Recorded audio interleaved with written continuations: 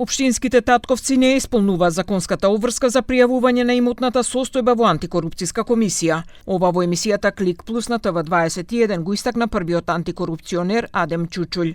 Тој изјави дека веќе се покренати прекршочни пријави, а најави и засилена контрола кај сите функционери. Кога станав председател, веднаш направивме проверка, констатиравме дека 35 поранешни, 19 нови градоначелници не поднели изјави, за сите тие изрековме соодветни прекршочни платни налози. Дополнително сега се во фаза на проверка, мислам дека деновиве ќе излеземе со бројка на советници на општини кои што не ја исполниле законската обврска.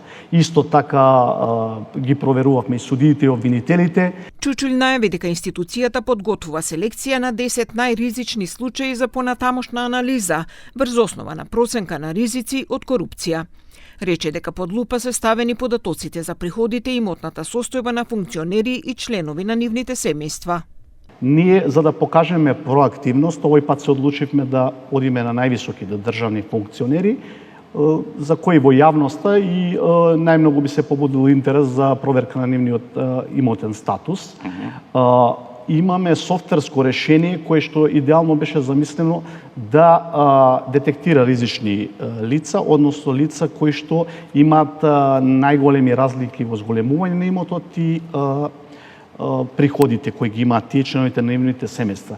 Првиот антикорупционер ги повика граѓаните да пријавуваат корупција и порача дека антикорупцијска комисија останува отворена за директни пријави од нив. Толеранцијата на ситната корупција создава амбиент во кој незаконски практики стануваат нормалност, кој не смее да се дозволи, истакна Чучулј.